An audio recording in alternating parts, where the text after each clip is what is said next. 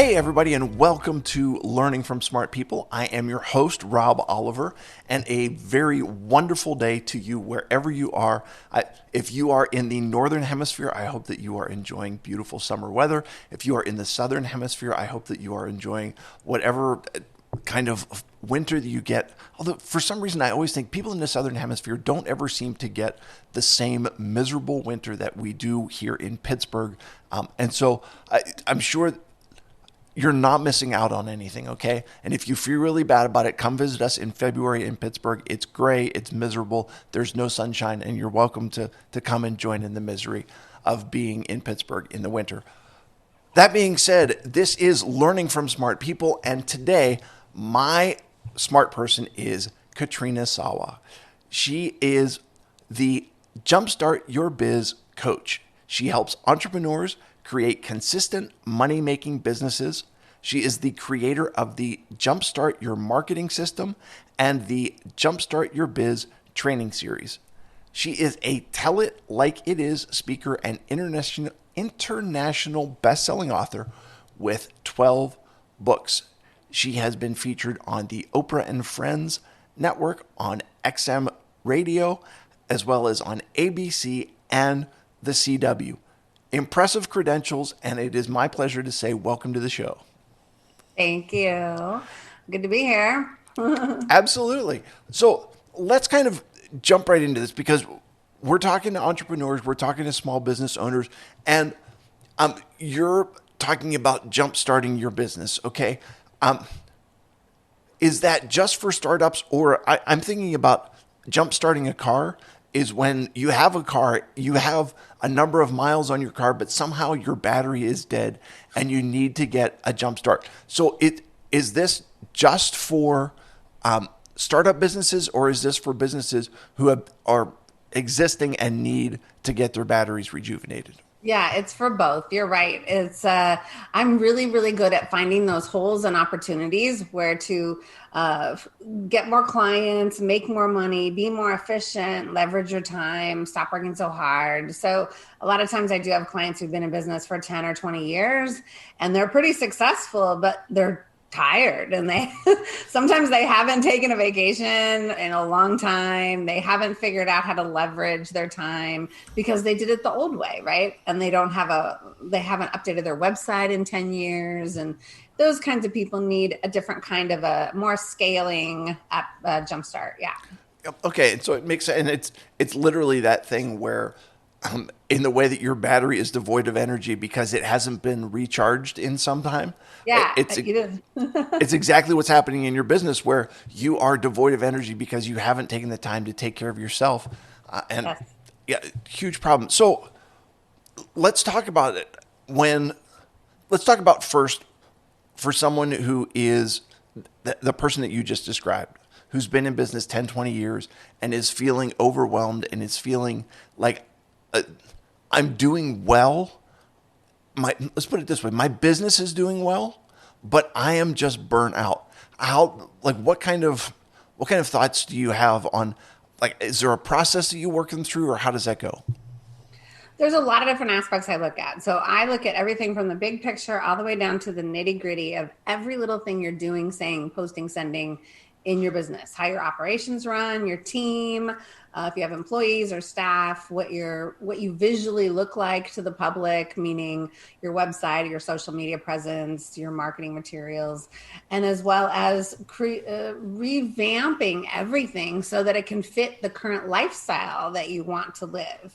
So many people that are in this boat, they're working 9 to 5 or 8 to 7, right? Right. And a lot of times they've gotten where they've gotten, which maybe they're making a couple $100,000 a year, maybe less, maybe more, whatever, and it's good and they have the money, but they don't have the time. They feel like they can't take time off or they're going to lose the money.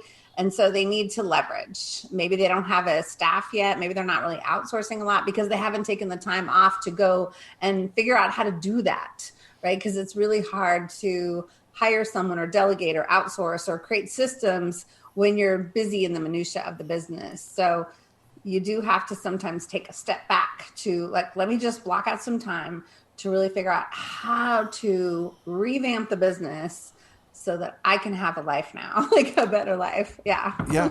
All right. So let me just, what I'm hearing you say is that sometimes people are so busy doing the things that make their business successful that they don't have a chance to, as you've kind of said, to step back and say, okay, how do I delegate these things? How do I get others involved? How am I able? And I guess in some ways that part of it becomes evaluating what are the things that I need to do and what are the things that I can give to others. Do you have some guidelines for folks who are saying, like, I feel like I'm doing everything and I don't know what I can share, what I can delegate, what I can leverage. What are your thoughts Sure. there? Yeah, well, because I've been doing this business for 19 years, I have so much stuff. Like, as a business owner, entrepreneur, we create content, right? So I have so much content, and lots of it's free on my website, even. But I have a checklist of 43 things you can delegate to a virtual assistant or a team member to get off your plate as an entrepreneur. So, yeah, there's that. There's a productivity checklist. I think there's 54 things that can make you more productive on that checklist. And there's a lot of different, some people just don't think about it. A lot of times I'll look at somebody's website and then they'll tell me like how they're operating with their client management or lead generation and sales processes. And I'll be like, well, you could take this and stick it on your website and do this and that and the other thing. And then you don't have to spend the time doing it because people will just do it themselves through your site. So then your website becomes the hub of your business. Most people do not have their website as the hub of everything in and out flowing through their business so that they can spend less time managing the chaos is what I say usually. Okay. Um, Folks who listen to the show know this. I live in a world of analogy, and I can't tell you what anything is, but I can tell you what it's like. So, what I'm kind of hearing you say is that you're like a mirror where you're letting people see themselves, see how things look, how they appear. Because listen, I mean, I don't know if you've ever had this experience where you're out and about and you happen to pass in front of the mirror and you see, like, I've got a stain on my shirt, or I've got food on my face, or my hair is messed up, or whatever it is. And so many times we can't see ourselves the way other people see us. And so what you're doing is kind of reflecting back to them, this is how you look, and helping them understand it. Does that make sense to you at all? Yeah, exactly. It's finding those holes and opportunities, and you just can't see what you can't see. You don't know what you don't know. And especially when you're really close to it, you need someone on the outside looking in at not knowing, going, oh, well, it looks like you do this. Oh, you don't? Okay, well, then we need to change the description on your website. Or it looks like la, la, la. And they like, that's not what you're trying to project. Okay, then this is what we need to change because that's why you're not getting the business or whatever. Okay. Yes. So, So, how can you help people? Because a lot of people are worried about if I delegate, if I get someone else involved. There's a couple different things. Number one, am I going to be able to afford to do it? Number two, are they going are they going to have the passion and dedication to my business that I have? And number three, are they going to be as reliable as I am, or what's going to happen? So is my productivity going to fall off? Are they going to eat up all of my profits? What's going to happen to my business if I'm bringing other folks in? What are your thoughts there? right. Well, you don't usually find people that are as passionate as you, number one. So, like, to try to find the perfect passionate person is like a needle in a haystack, I think. But what I think one of the biggest mistakes people make when they're going off to hire someone is they haven't identified clearly on the tasks they want to hire for yet. They go and find the person before they discover what the tasks are, which is not the right way to do it because you might hire the person that isn't good at some of the tasks that you need done. And frankly, most people need more than one assistant. This is why a lot of us use virtual assistants because they're subcontractors and we can hire them just for a couple hours on this project or a couple hours a month over here. And so it doesn't have to cost a lot, especially since their rate is going to be a lot less per hour than your rate as the entrepreneur. Like if someone is charging $200 an hour, and you're taking 6 hours to do something that you could pay someone $50 for 1 hour to do the same thing, then it just makes sense, right? Yeah. Well, and in Yeah. some ways, it's actually what you said makes so much sense because when you look at a lot of times entrepreneurs feel like their time is free, okay, and they don't value their own time, and they say, well, why would I pay someone else $50 an hour when I can just do it myself? But you're not realizing that someone else, as you said, can do in 1 hour what it would take you 5, 6 hours to do. And now your efficiency goes through the roof and you can do the things that are your essential tasks. And in that way, you you don't have to do everything. And because you're not doing everything, your business becomes more efficient. And I would imagine that also would then become more profitable. Is that Right. Well, the more you can free up your own time, because we are the salespeople, right? Now, a lot of times entrepreneurs or business owners want to hire salespeople. Well, in my opinion, unless you have a storefront or a brick and mortar, like I have a flooring company client who in Canada, and they hire salespeople. Okay, that makes sense because they're a flooring company, right? But as an entrepreneur, when you're a solopreneur, you don't go hire a salesperson. Nobody's going to be as passionate as you, right? Eventually, maybe you can hire some outside people as you grow, but that's a very advanced strategy. Okay, so you're the salesperson. So you have to get really good at selling and having those conversations.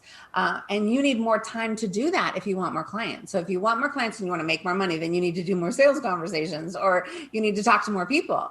So that means the majority of your time as the salesperson hat in the business is you need to focus there. Like 50 to 70% of your time needs to be doing that. So if you're spending too much time on frivolous stuff that can be done by somebody else pretty easily, then you're not spending your time wisely. You're not staying in your genius and the thing that's going to move the needle for the business profits. okay?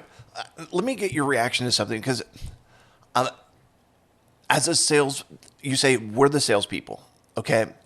Um, which I'm assuming means that we need to have the sales conversations.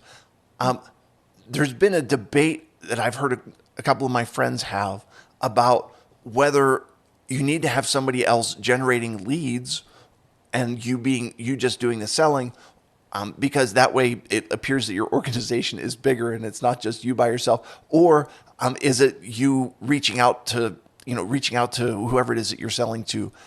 Is there a difference in your mind between having is there an advantage to having someone else reach out to set up the sales conversations, or does it really matter if it's just you?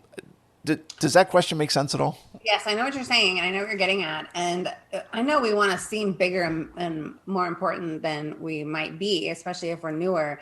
And you can do that through your online presence. You can do that with a lot of being everywhere, being seen everywhere, having more social presence, right? And being a speaker everywhere.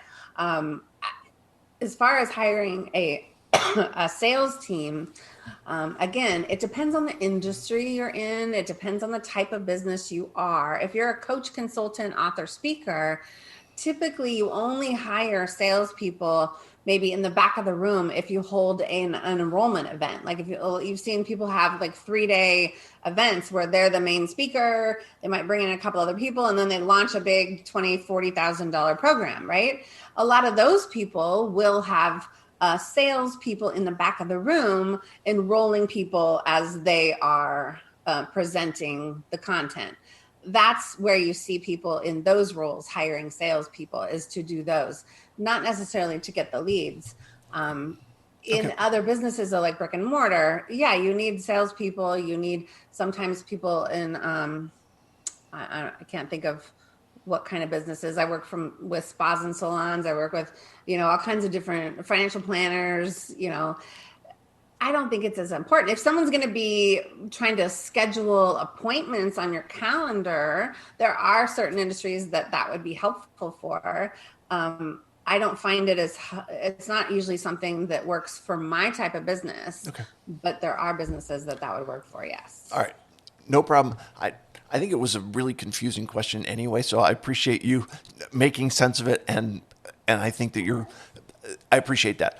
Let me just say, there's a word that is it that you had used in our pre-conversation, and it's the word is autopilot. Okay, and when you talk about people putting their business, you're delegating responsibility, you're creating a team, and they're the ones that are doing a lot of the perpetuating of your business, or the motion for your business, and your time is spent mostly, as you said, 50 to 70% selling, and then I would assume the other percentage of that time in performing the actions that you've sold. Talk to me about what it means to have your business on autopilot. Well, that means that leads are coming in without you having to do too much. They're also going through your quote unquote funnel, right? A funnel is just a process that you take leads through from the initial, oh, let me check out this person's website. Oh, they have a free thing on here. I'll enter my name and email.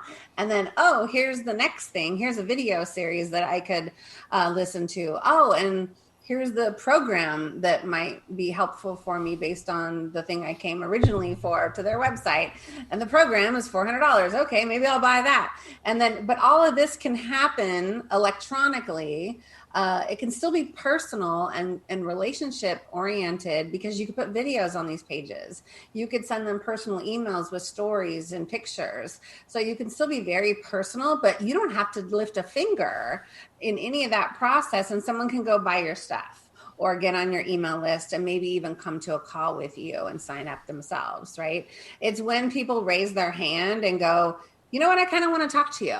Like, and then they want to sign up and have a call with you. That's when you should like really get involved, obviously, right? But Sure. until then, if the leads can come in and through your website and your processes, either by your team helping them get there or your software and your website, then that's more autopilot, right? So that's more autopilot.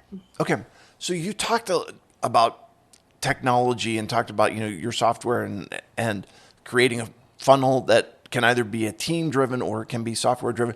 Can you talk to me about technology and like I I also have some familiarity with the real estate industry, and the real estate industry, their idea is like you have to spend money to make money, and so they just run around spending money sometimes in random willy-nilly ways and then wonder why they're not making money. So I would like your suggestion of some directed ways to say, okay, here's some technology that's going to be, it's going to have the return on investment, that this is what you need to invest in and utilize, and it's going to help out. Yeah, so I've done a lot of training on this topic because so many people, everybody asks me, what shopping cart should I get? What email marketing? What CRM? What software should I have? What website platform should I be on? What la la la la, right? Like what techie tools do I need? And the answer is it depends. And I don't like to say that, but I can't just sit here and say you need this software and that software because it doesn't fit all. Right. So you need something to deliver emails. You need something to create opt-in boxes that you can put on your website and then deliver that email auto reply. Right. You need something to deliver your email newsletters. All of those things can be in one software. You need something to be able to take credit cards, right? So, and we know that there's Stripe and the things that they do, the swipey, right? I can't think of it right now, but You get there's PayPal and Square and all those things. PayPal and Square, but they're not an efficient system, okay? Because they don't hook up to a database or that email system usually.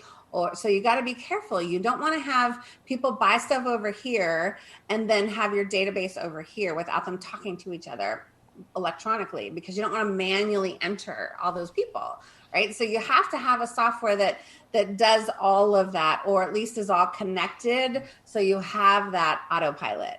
Otherwise you're in manual labor chaos moving people and not everybody's getting all the information you need to send. You need software that potentially could have a quiz on it, or potentially, I mean, that's one option. You need software to run your videos like Zoom or If you're going to go on to social media with them, you can have StreamYard. There's little things like that. You need a data backup system on your website and on your computer. So a lot of times people didn't even know that. So there's certain little things that you might need. And I'm the type of person who is going to tell you the most affordable option for the thing that you need based on what you're selling and what you want, how you want to live and how techy you are. Okay. And if you're not techie, you're going to probably, that's the number one person most people need to hire, is some kind of techie person. And again, you don't need them full time. You just need them to be able to troubleshoot all the different things you're doing. Okay. So if somebody, I think that your answer is spot on in the fact that it does depend. It depends on what, it's the same way if someone says to you, what kind of shoe should I wear? Well, it all depends. Are you going hiking, or are you going dancing, or are you going, are you on the fashion runway? That all depends on where you're going, and what you're doing determines the kind of shoe that you need. And, right. And in some ways, the same thing applies to software and to technology. If somebody's, and maybe this isn't a fair question to ask, but if somebody says like, okay, so I need a CRM, and I need video software, and I need streaming software, and I need data backup, and I need all of these things, are there, and maybe the answer to this is it depends, are there places where people should start, or what's the best way to evaluate your own personal needs? I have not seen somebody evaluate it themselves very well at all, okay, frankly, as a new business owner, because you just don't know what you don't know. And that's one of the biggest things I love to help people with. It's like, don't do that. Oh, don't sign up for this. Don't sign up for that. Like pretty much anything that's $300 a month, you don't need. Okay. So like, unless you're making $100,000 a year or more, and you really want an advanced system, or you're going to pay $500 to $1,000 a month for your team to manage it for you, because they're pretty complicated. Okay. So just set that bar there. Like, or unless you're a bigger company in millions of dollars in revenues or something, right, and you have lots of employees, that's a different story. Right. But for solopreneurs, I mean, there's software that's $23 a month that could totally run your whole entire business. You add in Stripe, you can take credit cards, and boom, you're done. I mean, you don't need anything else other than maybe Zoom. Like, right. So, I mean, that's a lot of times where I start people. It used to be 20 years ago or 15 years ago, we needed what's called a shopping cart. It was just a shopping cart is all they called it. And now there's so many different types of software that act as a shopping cart. A shopping cart is where you can do the email marketing, the opt-in boxes, but you can also take credit cards. It becomes a porthole for the merchant account services. It has order form pages. It becomes your database, your CRM as well. So I'm in the shopping cart right now that's been around for a long, long time. I switched out to a couple of different ones and came back to it because it was just so simple and inexpensive. And I'm moving now, but I'm very reluctant to move software, okay, because I've spent $20,000-$30,000 in moving around different softwares. And so it's one of my pet peeves to make people not do that, right, or to help people not do that. Because I've been sold a bunch of things, and you'll get sold and they'll tell you, oh, it's the perfect thing for you. And they make a commission on it. And then you're like in this thing that you don't even know what you're doing. Right. And it'll be a waste. Don't get me started. With technology. Yeah. Well, well, that's just the thing. And that is, everybody has the perfect thing that is exactly for you. But here's where I appreciate where you're coming from. And that is, you're coming from the thing that says, okay, let me help evaluate what your needs are and what's available, and let me help you find what is going to work for you. And it's not about, you're not working for the shopping cart company. You're not working for, it's like, hey, let me help connect you with the resources, which is there's some software that has a university. You actually have to go and learn for a week on how to use the software. I'm like, why would you buy that? Like, I don't even know. Like, why am I going to spend a week of my time to learn how to use my software when I'm like, that's ridiculous. I need to make money and get clients. Like, that's just silly. It makes so much sense, because what you're getting involved in is something that is so complicated that it likely is that, unless you said, you're running $1 million business or whatever it is, so many times they're trying to get you to do something that is far more complex than what you actually need. So people have heard gotten a lot of information today about your business and I want to go back to something you said in the beginning, and that is it's about making your business fit into your lifestyle because Yeah. so many times the business dictates your lifestyle, and instead of the business working for you, you're working for it. What are your suggestions at this point to say, okay, for people who are interested in taking the next step to say, all right, how do I control my business? How do I make my business work for me instead of me being a slave to it? What are your suggestions there? Well, first, like if you're already in business, you've been in business for a while. When's the last time you took a vacation? Evaluate yourself, right? Do you get weekends off? Is that what you want? Like, do you want to get off for dinner every night? Do you want to be able to take a lunch? Do you want to be able to run errands whenever you want? Do you want to be able to just take a 2 week vacation anytime you want and your clients not be in uproar and everybody's handled? Do you want to not do a bunch of pushing of papers? You just got to evaluate, like, what are you doing? What do you not like doing in your business? And there are ways to automate, delegate, systematize things that you just may not know exist. And you don't know how it applies to you, perhaps. Maybe you heard about it, but you don't really know how to implement it. And so you just have to figure out, if you're not happy where you are and you're not taking time for yourself, or you don't have enough time for your family, then something should change. Like, you should really figure out. And sometimes you've been in business for long and our own needs change, or life changes, right? Like, I got married. Well, I was married to my first husband when I started my business, and then we got divorced. So life changed, right? And then I had full time. So I was a workaholic, because what else am I going to do? I have no husband Right. and no kid. And I was trying to date a little bit, but so I worked a lot more, and then I found another man, and now I'm married again. And now I have to work less because I want more family time. So life changes, and you want to evolve your business with it. I think, not just settle for what you think you have and have to have. Yeah, I love it. It makes perfect sense, and it really sometimes you've got to literally stop, take that step back, and evaluate. And so many times, especially solopreneurs, are nose to the grindstone, and they're like, they say I don't have the time to do that, and what they don't realize is if you don't take the time to do that, you're never going to move forward with your Then you'll business. burn out quick. Yeah. Yeah, so cool. Listen, Katrina, thank you so much. This has been wonderful. If people want to find out more about you, you mentioned a couple of free resources that are available. Where can they find out more about you? Where can they find those resources? Yeah, so I have a whole free resources, free trainings page on my website. If you go to jumpstartyourbiznow.com/free trainings, you can find them. You'll also find them just going to the resources page there. Uh, there's a whole bunch of different ones about speaking or jumpstarting your business and marketing. Becoming an author. There's an audio about what to put on your website to make it the hub of your business. There's a way to come to a call with me.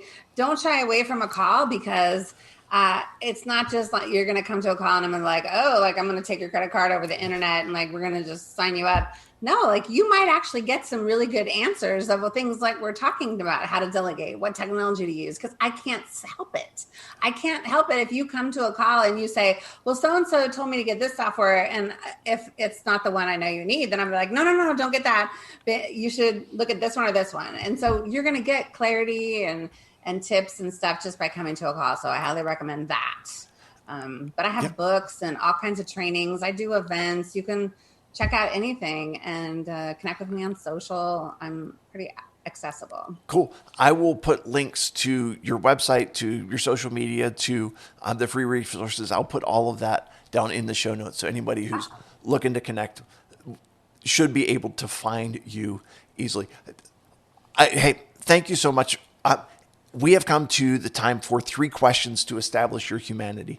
Are you ready for these? Let's go.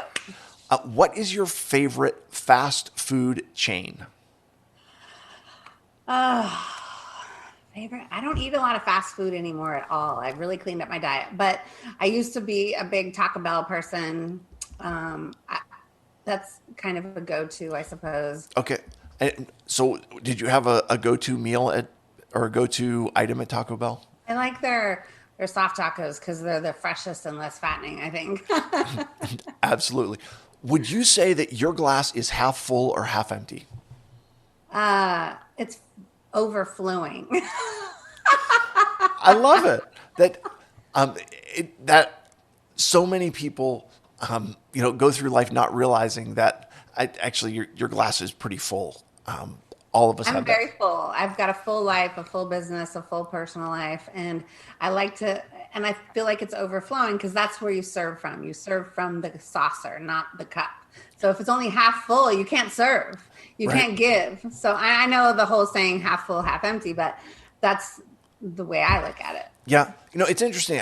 I I think I've mentioned this on the show once before as well, but I have a friend who talks about being a bucket in which you just collect all of the wonderfulness that's coming to you, and when you're a bucket, when you are full, you can overflow and serve, share with others. But he talked about cutting the bottom out of your bucket and just being a conduit through which wonderfulness flows to those around you. And I think in some ways, just even based on what we're talking about today, that's the kind of person that you are. So, That's good. I like it. yeah. So, all right. So, when there is a barbecue at, or a cookout at Katrina's house, what is going to be on the grill? Chicken and shrimp Okay. And how is the and chicken? veggies, lots of grilled veggies. Okay. So I'm going to forego my question about how the chicken. So what kind of veggies are you grilling? Oh, zucchini and mushrooms, onions, bell peppers, tomatoes. Yeah. Yeah. Cool. Do you ever do foil packets? Foil packets, Yeah. meaning put them in foil. So Only my my fish, I do that way. so my family does foil packets, which you actually there's three kids and my wife, and we always end up with more people here at dinner than just the five of us. But we dice up some different proteins, get a bunch of veggies and dice them up, and then you literally get a piece of foil. You put your protein of choice, your veggies of choice, and some seasoning and everything, and then you wrap it up and you into a packet. You put it on the grill and cook it, and so everybody is getting a meal that is custom designed by them for them, and they are happy with what they're eating. And it's just a fun way to do That's grilling awesome. that allows you to make sure that you're not getting mushrooms if they're not your thing. So That's fun, except for my family does not eat any of those vegetables that I mentioned, except for me. so So, get so, all right, that's something to work on. Listen, Katrina, thank you so much for being here today. Thank you for sharing. This has been super informative and enjoyable as well. You've been wonderful. To all my listeners, thank you for being here. And I will remind you that when you stop learning, you stop living. Have a great day, everybody.